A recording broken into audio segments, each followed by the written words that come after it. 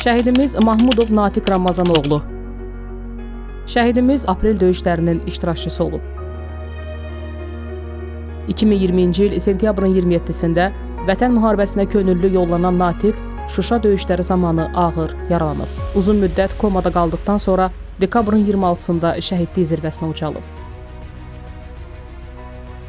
Döyüşlərdə göstərdiyi igidliyə görə o, Vətən uğrunda igidliyə görə, həmçinin Cəbrayılın, Füzulinin, Xocavəndin azad olunmasına görə medalları ilə təltif edilib.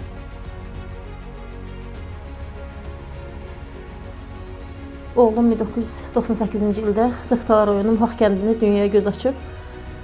Muxaq kənd bir sayılı orta məktəbini bitirdikdən sonra hərbi xidmətə yollanıb.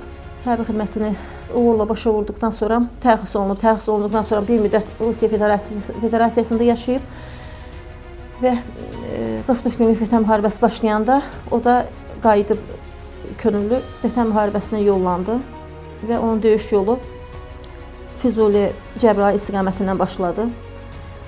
Mənim oğlum çox vətənpərvər, qorxmaz, mərd oğlan idi.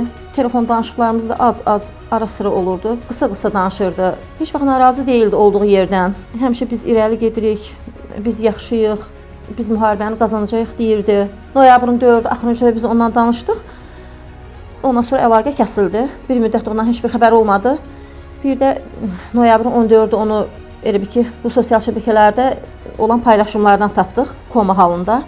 56 gün komada qaldıqdan sonra dekabrın 26-sında şəhid oldu. 27-də Muxaq kənd qəbirstanlığında dəfn elədilər onu. Mənim qardaşım çox vətənpərvər idi. Onun da arzusu idi ki, biz 30 illik həsrətə son qoyaq, torpaqlarımızı işğaldan azad eləyək. Bugün biz çox şadıq, qürurluyuq ki, mənim qardaşım Mahmudov Natiq də o torpaqların alınmasında, bayrağımızın Şuşada, Xankəndidə, Laçında, Xocavənddə 30 illik həsrətə son qoyulmasında mənim qardaşımın da böyük rolu, əməyi oldu.